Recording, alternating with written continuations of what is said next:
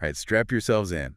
Today, we are going deep, deep into women's rugby league. Ooh, I like that. Deep. If you want to understand how this sport went from, like, local parks to this global force, you are in the right spot. Couldn't have said it better myself. We've got articles, research, the whole 9 yards. And honestly, the story is way more surprising than people think. Way more. Yeah, most folks, they don't realize women's rugby league, it's not some new thing, you know? Okay, set the scene for us. How far back are we talking? We're talking matches in Sydney all the way back to like 1921.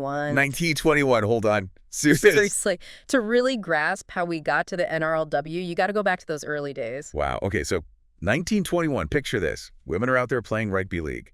It makes you wonder, did other women's sports face that same kind of pushback way back then? It's a great question. And sadly, yeah, those early matches didn't exactly turn into a lasting thing. By the 1930s, poof, women's rugby league basically vanished. Vanished.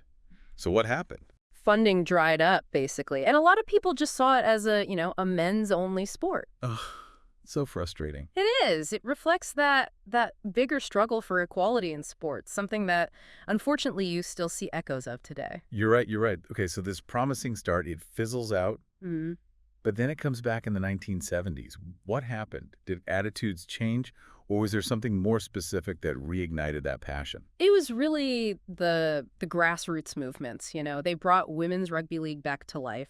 So it was the players themselves who pushed for it. Exactly. We see these competitions popping up in Sydney, Brisbane, all driven by the players' passion. Then things started getting more structured in the 90s with the formation of the AWRL. The AWRL being the Australian Women's Rugby League. And that led to, get this, the first Women's Rugby League World Cup in 2000. Huge. A World Cup. That feels like a major breakthrough moment. It was. But even then, the road to recognition, still pretty rough. I bet. I mean, even with organized competitions, a World Cup, I'm guessing the challenges didn't just, disappear overnight, right? Spot on. Media coverage was still super limited, and sponsorship funding, it just lagged way behind the men's game. It really was a testament to the players' dedication. It really is. They were laying the groundwork for what was to come.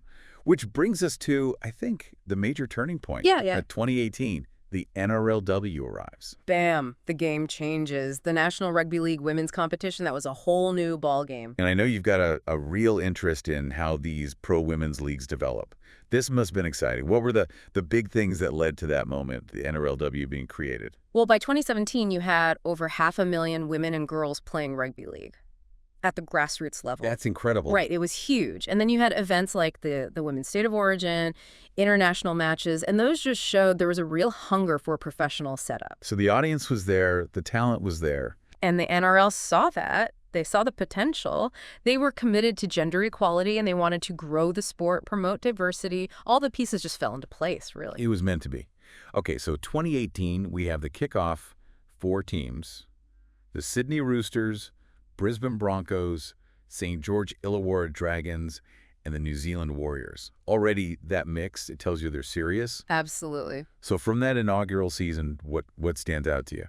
Well, the Brisbane Broncos winning that first premiership, that really solidified them as pioneers, for sure. But beyond the wins and losses that season, it proved something really important. Women's rugby league could draw crowds, it could attract viewers, it could thrive as a pro sport. You need that. You need that early success to show that it's viable. Exactly. And then from there, it just takes off, right? Yeah. More teams, a growing presence across the country. Yeah. It just keeps building.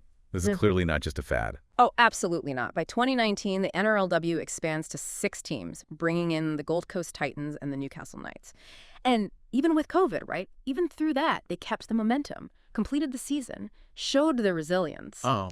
By 2022, we're up to 10 teams. The Parramatta Eels join in, North Queensland Cowboys, and get this, the 2023 Grand Final breaks records for TV ratings and attendance. There was just no denying it anymore.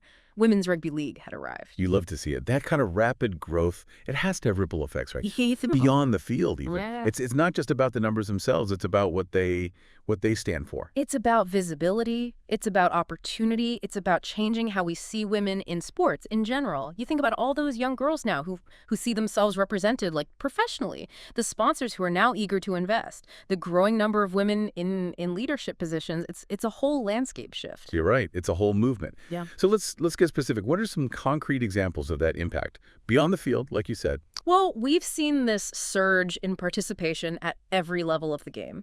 Junior girls competitions, they're flourishing. It's creating these clear pathways for young athletes. And big brands, like Harvey Norman, Ampol, Telstra, they're backing the NRLW now. They see the value. And this is maybe the most important part. We're seeing more women as coaches, referees, administrators. They're shaping the future of the sport. Amazing. So the NRLW, it's achieved incredible things. We've covered a lot. But it's also important to acknowledge that the journey's not over. There are still challenges. Oh, for sure. For sure. Getting full-time professional contracts for all the players, securing equal pay and investment, making sure the expansion doesn't, mess with team stability. These are all things that still need to be addressed. So knowing that, what does the future hold? What are some of the concrete steps that are being taken to tackle these issues? Well, the plans are pretty exciting, actually. By 2026, the goal is to have 12 to 14 teams competing. The season will jump from 9 weeks to a full 20 weeks. Gives players more opportunities to showcase their skills. Higher player wages are on the horizon, aiming for full-time professionalism for every NRLW player. And they're also really focused on expanding international competitions, reaching a wider audience. Serious goals. That sounds like they're not messing around. Nope. They're committed to building a future for women in rugby league that's sustainable and that's equitable, and their actions are speaking louder than words. It's been really eye-opening, this whole deep dive. I mean, from those early matches all the way back in 1921 to this powerhouse that the NRLW is today. It's really something. It's truly remarkable, and it highlights just how global this movement has become. We've been talking about Australia, but Women's Rugby League, it's making waves internationally, too. You're right. The Women's Rugby League World Cup, it's grown so much. More countries are participating, showcasing their talent. It's inspiring to see places like Papua New Guinea, Tonga, Samoa, all investing in their women's programs. And that shows you the universal appeal, right? It's got this power to empower women across different cultures. Sport can be a real catalyst for social change, and the growth of that World Cup, it's proof of that. It's about representation. It's about breaking down barriers. It's about proving that women can excel at the highest level in any sport. It brings us back to something we talked about before. What are the bigger societal implications of all this? How far does this impact really reach?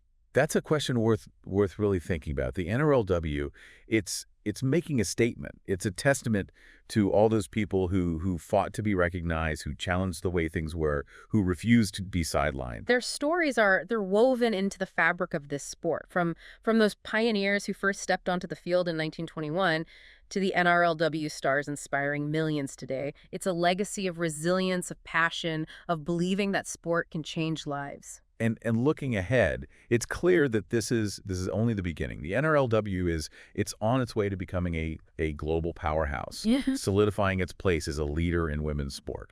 And this deep dive has been all about exploring that journey from those humble beginnings to where we are now. We've seen the challenges, the triumphs, the pure determination that's fueled this whole movement. But for me, the most compelling part, it's the impact, the inspiration, the potential for real, lasting change. So I want to leave you with a final thought. Okay, lay it on me. What's this final thought that's got you going? We've seen how far Women's Rugby League has come.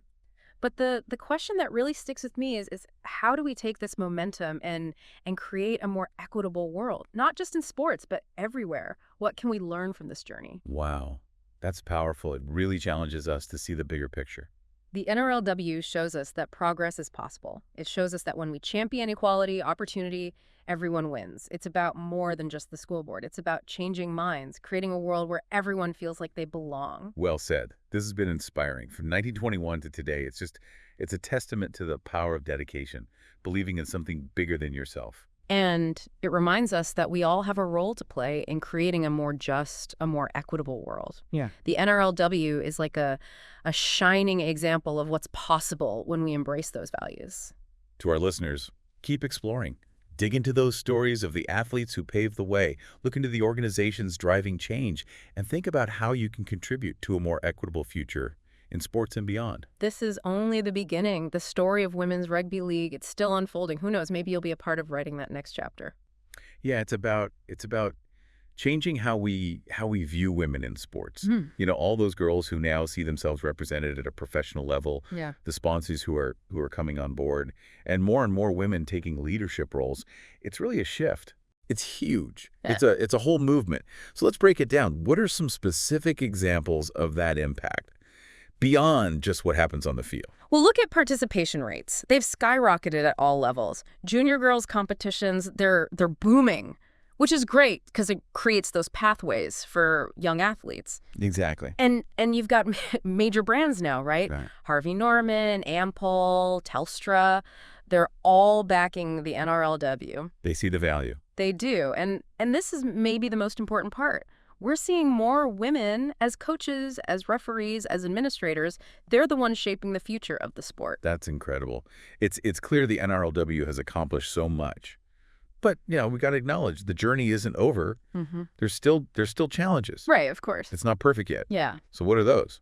Well, achieving full-time professional contracts for all the players, that's still a goal. Making sure the pay and investment is equal to the men's NRL, that's huge. And then ensuring that all this expansion, it doesn't end up jeopardizing team stability. These are all really important conversations we still need to be having. You're right. So knowing that, what does the future hold for the NRLW?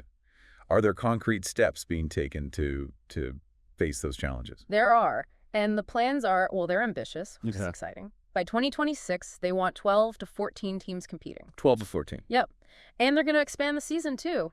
From 9 weeks to a full 20 weeks. That'll give players so many more opportunities to, show off their skills. Wow. Player wages are going up, too, aiming for full-time professionalism for everyone in the NRLW. Wow. And they're really pushing to expand the international competitions, which I think is great. Wider audience, That's amazing.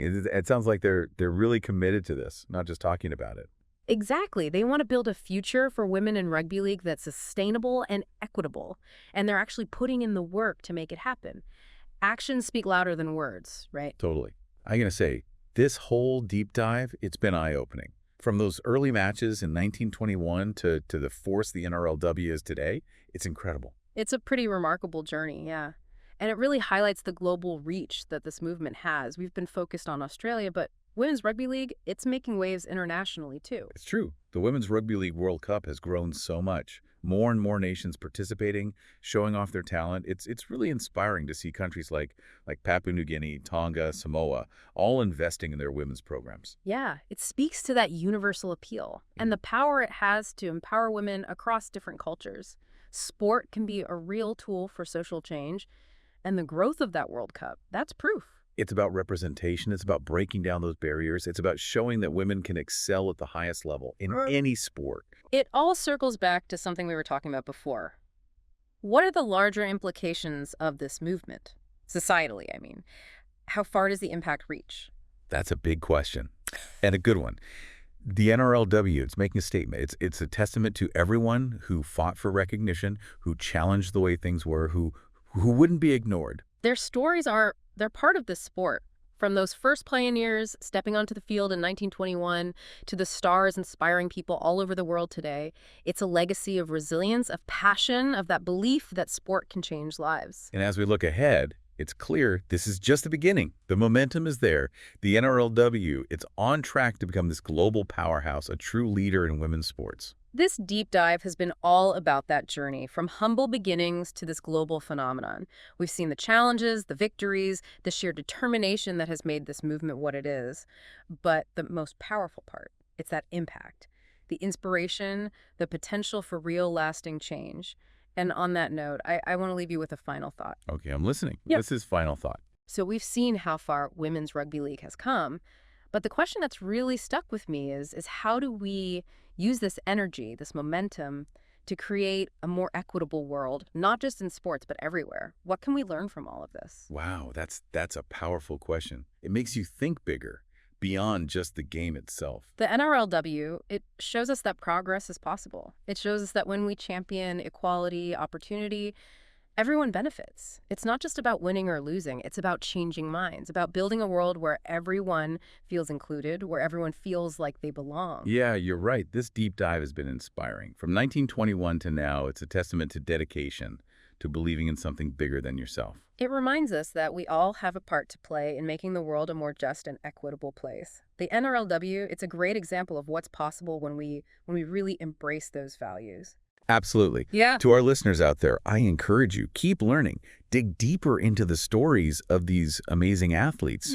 Look into those organizations that are making a difference. Yeah. And think about how you can help create that more equitable future in sports and beyond. And remember, this is just the start. The story of Women's Rugby League, it's still being written. Who knows? You might even become a part of it.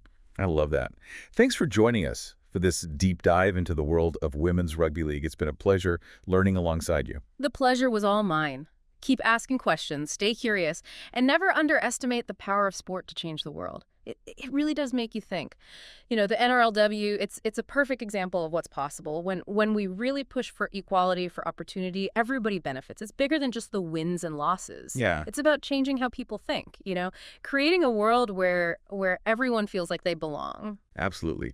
This deep dive, it's been really, really inspiring. It all started back in 1921. And now look at the NRLW. It just shows you the power of dedication, believing in something bigger than yourself. And it reminds us that we all have a role to play in making the world a fairer, a more equitable place. The NRLW, it's a fantastic example of what we can achieve when we embrace those values. That's a great point. And to our listeners, I want to encourage you, keep learning. Dig deeper into those stories of the athletes who paved the way. Check out the organizations that are out there driving change. And think about how you can help create that more equitable future, in sports, but also beyond. Because this is really just the beginning. The story of Women's Rugby League, it's still being written. It is. And who knows, maybe you'll be a part of that next chapter. I love that. That's a great way to wrap things up. Thanks for joining us for this deep dive into Women's Rugby League. It's been a real pleasure having you here, learning alongside you. The pleasure was all mine. Keep those questions coming, stay curious, and never forget how powerful sport can be. It can really change the world.